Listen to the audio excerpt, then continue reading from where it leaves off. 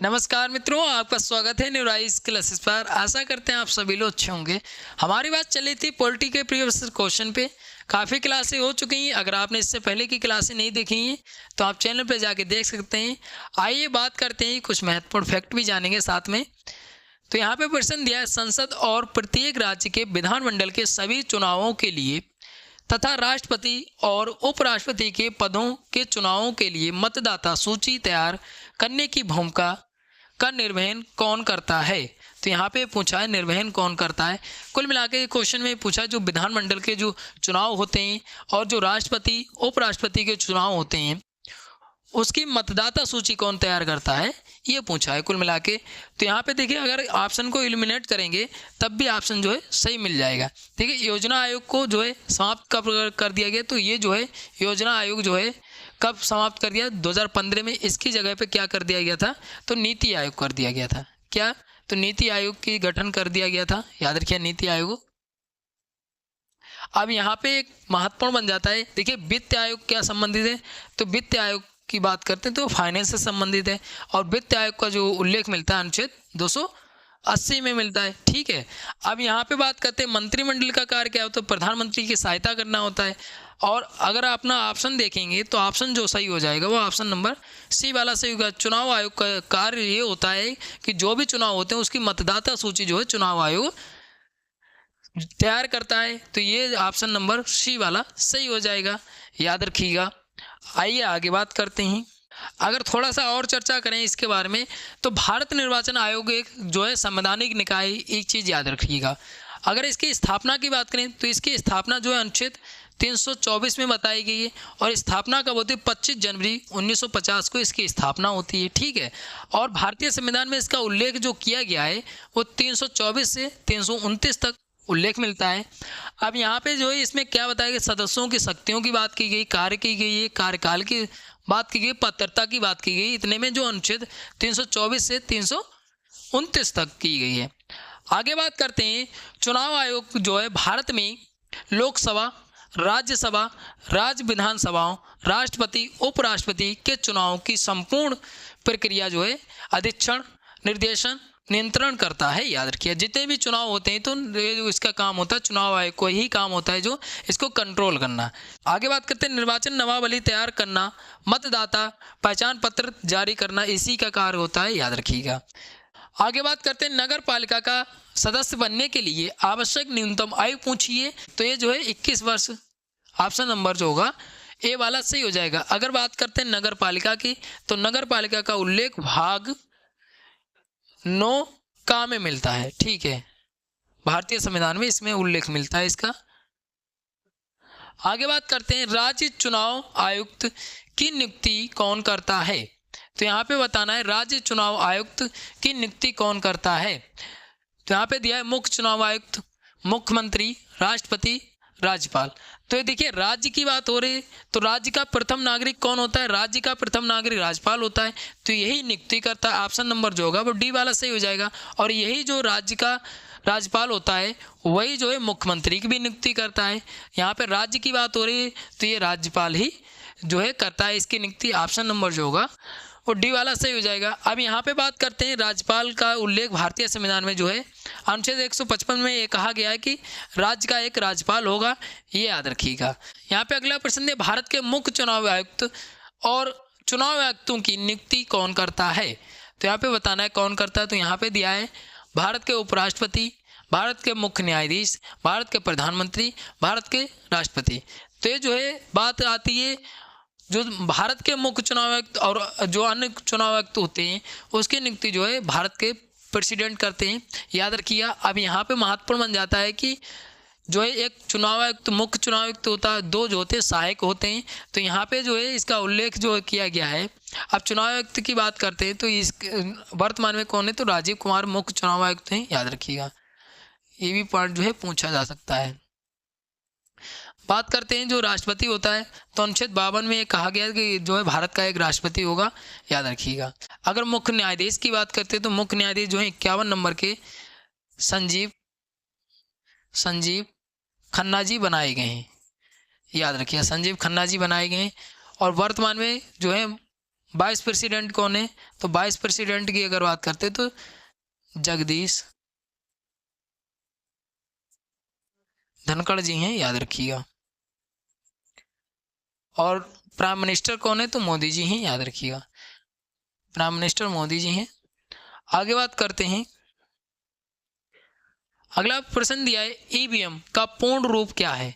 तो ईवीएम का पूर्ण रूप जो है वो क्या है? Electronic voting machine. Option number D वाला सही हो जाएगा। देखिए 3 बार ये प्रश्न पूछा गया है। तो इलेक्ट्रॉनिक वोटिंग मशीन होता है ईवीएम का पूर्ण रूप। यहाँ पे अगला प्रश्न दिया भारतीय निर्वाचन आयोग के अनुसार 2020 तक भारत में मतदान करने हेतु न्यूनतम आयु कितनी है? तो यहाँ पे बताना है कि मतदान करने की न्यूनतम आयु कितनी है। तो यहाँ पे 16 दिया है, 21 दिया है, 25 दिया है, 18 दिया है। तो ये जो है 18 वर्ष हो गई है, याद रखिएगा। आइए थोड़ा सा और चर्चा कर लेते हैं इसके बारे में। तो भारतीय निर्वाचन आयोग की बात करें तो 2020 तक भारत में मतदान करने की आयु न्यूनतम जो है वो 18 वर्ष है।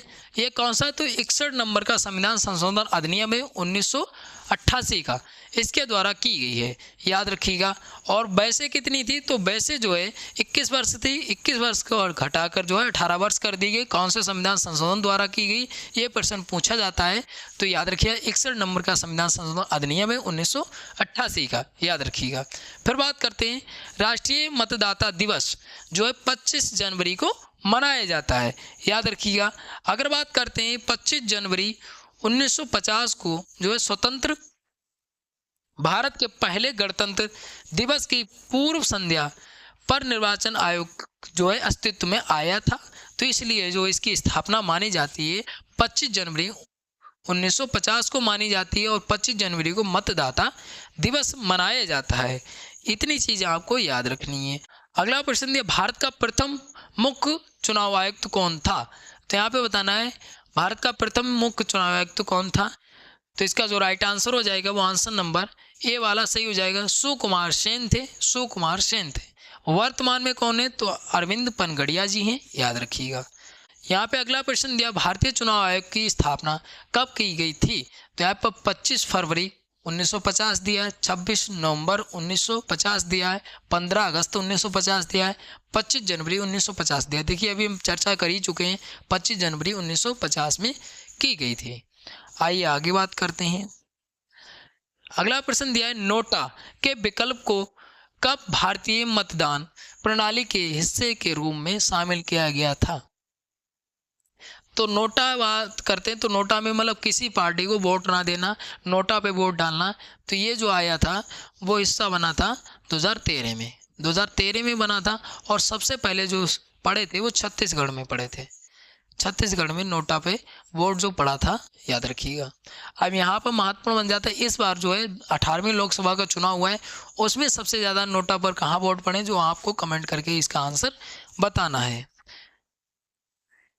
अगला प्रश्न दिया है भारत के मुख्य चुनाव आयुक्त का कार्यकाल कितना होता है? तो यहाँ पे बताना है कार्यकाल कितना होता है। तो ये जो होता है 6 वर्ष की अवधि होती या 65 वर्ष की आयु तक इसका कार्यकाल होता है, याद रखिएगा। तो यहाँ पर महत्वपूर्ण बन जाता है। अगला प्रश्न दिया भारतीय निर्वाचन आयोग के अनुसार राजनीतिक दल चुनाव वर्ष किस अवधि में अपना घोषणा पत्र जारी नहीं कर सकते? तो ये जो 48 घंटे पहले जारी नहीं कर सकते, ऑप्शन नंबर वी वाला सही हो जाएगा। कौन सा? तो ऑप्शन नंबर वी वाला सही हो जाएगा। आइए आगे बात करते हैं। यहाँ पे अगला प्रश्न दिया स्वतंत्र भारत का प्रथम आम चुनाव कब संपन्न हुआ? तो प्रथम आम चुनाव जो संपन्न हुआ है वो संपन्न हुआ है 1951-52 में। ऑप्शन नंबर वी वाला सही हो जाएगा, ऑप्शन नंबर वी वाला सही हो जाएगा। आइए आगे बात करते हैं। यहाँ पे अगला प्रश्न है भारतीय निर्वाचन आयोग निम्नलिखित में से किसकी चुनाव प्रक्रिया के प्रशासन के लिए जिम्मेदार नहीं है? देखिए लोकसभा के लिए भी जिम्मेदार है, राज्य विधानसभाओं का चुनाव भी होता है इसी के द्वारा, और जो होता है उपराष्ट्रपति और राष्ट्रपति से संबंधित है, लेकिन पंचायत चुनाव से संबंधित नहीं है, जिम्मेदार नहीं है। ऑप्शन नंबर जो होगा वो डी वाला सही हो जाएगा। इसका भाग 9 में इसका उल्लेख मिलता है, पंचायत ग्राम पंचायत होगा, याद रखिएगा। आगे बात करते हैं। अगला प्रश्न है भारत के मुख्य चुनाव आयुक्त को उनके पद से कौन हटा सकता है? तो यहाँ पे बताना है कौन हटा सकता है। संसद के दोनों सदन केंद्रीय मंत्रिपरिषद, भारत के राष्ट्रपति, भारत के मुख्य न्यायाधीश। तो ये जो है संसद के जो दोनों सदन होते हैं वो हटा सकते हैं, याद रखिए। संसद का उल्लेख 79 में मिलता है जो है अनुच्छेद। और बात करते हैं इसके सदन कौन से होते हैं, तो सदन दो होते हैं, लोकसभा और राज्यसभा। इसको जो है लोकसभा को निम्न सदन बोला जाता है, लोकसभा को निम्न सदन बोला जाता है। और वहीं बात करें राज्यसभा की तो उच्च सदन बोला जाता है, उच्च सदन बोला जाता है। राज्यसभा को भंग नहीं किया जा सकता है, लोकसभा को भंग किया जा सकता है, याद रखिएगा। इसका उल्लेख राज्यसभा का उल्लेख मिलता है अनुच्छेद 80 में मिलता है और लोकसभा का अनुच्छेद 81 में उल्लेख मिलता है। इतनी चीज़ याद। अगर संसद के अंगों की बात करें तो अंग तीन होते हैं। कौन कौन से, तो लोकसभा और राज्यसभा और क्या होता है, तो प्रेसिडेंट होता है, याद रखिए प्रेसिडेंट होता है। ये अंग होते हैं इसके, और सदन जो होते हैं वो दो होते हैं। इतनी चीज़ें आपको याद रखनी है। आगे बात करते हैं, यहाँ पे पूछा है CEC का अर्थ पूछा है, तो आइए जानते हैं। तो ये इसका अर्थ होता है चीफ इलेक्शन कमिश्नर होता है, याद रखिए। चीफ इलेक्शन कमिश्नर इसका जो है फुल फॉर्म होता है। ऑप्शन नंबर जो होगा वो C वाला सही हो जाएगा। देखिए फुल फॉर्म भी पूछी जा सकती है। आइए आगे बात करते हैं। तो यहाँ पे अगला प्रश्न दिया, भारत की केंद्र सरकार द्वारा भारतीय योजना आयोग को कब भंग किया गया था। तो यहाँ पे बताना है कब भंग किया गया था। तो यहाँ पे 2010 दिया है, 2014 दिया है, 2000 दिया है और 2015 दिया है। तो ये जो है 2015 में भंग किया गया था, और 2015 में भंग किया गया था। और नीति आयोग की गठन किया गया था, नीति आयोग का जो है गठन किया गया था 2015 में। नीति आयोग का गठन जो है 1 जनवरी इसको भंग करके जो है, और इसका जो है गठन कर दिया गया था 2015 में। योजना आयोग की बात करें तो ये जो है चालू होता है 1950 में, याद रखिएगा। योजना आयोग 1950 में चालू होता है, इसको भंग कर दिया गया था 2015 में। आइए आगे बात करते हैं। अगला प्रश्न दिया, नीति आयोग के पहले अध्यक्ष कौन थे। तो नीति आयोग के पहले अध्यक्ष कौन थे, तो ये जो नरेंद्र मोदी थे। ऑप्शन नंबर जो होगा वो D वाला सही हो जाएगा। वर्तमान में अरविंद पनगड़िया जी हैं, याद रखिएगा। आगे बात करते हैं। अगला प्रश्न दिया, नीति आयोग के बारे में निम्नलिखित में से कौन सा कथन गलत है। तो यहाँ पे गलत पूछा है, प्रश्न को भी बड़े ध्यान से पढ़िएगा। तो यहाँ पे दिया है, ये सहकारी संघवाद के लिए एक मंच है, बिल्कुल ठीक है। ये भारत के प्रमुख थिंक टैंक के रूप में काम करता है। इसकी स्थापना 1 जनवरी 2016 में होती है, नहीं 2016 में नहीं होती। यही जो है कथन गलत है, यहीं पे गलत पूछा था। तो ऑप्शन नंबर जो होगा उसी वाला सही हो जाएगा। नीति का जो अर्थ होता है राष्ट्रीय भारत परिवर्तन संस्थान है, याद रखिए। अगला प्रश्न दिया है, राष्ट्रीय विकास परिषद का अध्यक्ष कौन होता है। तो ये जो है भारत के प्रधानमंत्री होते हैं। ऑप्शन नंबर जो होगा V वाला सही हो जाएगा, ऑप्शन नंबर V वाला सही हो जाएगा। अगला प्रश्न दिया, नीति आयोग भारत सरकार का एक पॉलिसी थिंक टैंक है। इसने को प्रतिस्थापित किया, इसने जो है किसको प्रतिस्थापित किया है। तो ये जो है ऑप्शन नंबर जो होगा वो D वाला सही हो जाएगा। भारत के योजना आयोग को प्रतिस्थापित किया है, याद रखिएगा। तो यहाँ पे जो होगा इसकी जगह पे क्या कर दिया गया, योजना आयोग की जगह पे नीति आयोग की स्थापना कर दी गई है, याद रखिएगा। तो ऑप्शन नंबर जो होगा वो D वाला सही हो जाएगा। तो यहाँ पे जितने भी महत्वपूर्ण प्रश्न थे यहाँ पे चर्चा किया है। आज की क्लास यहीं पे समाप्त होती है। मिलते हैं अगली क्लास में, तब तक के लिए धन्यवाद।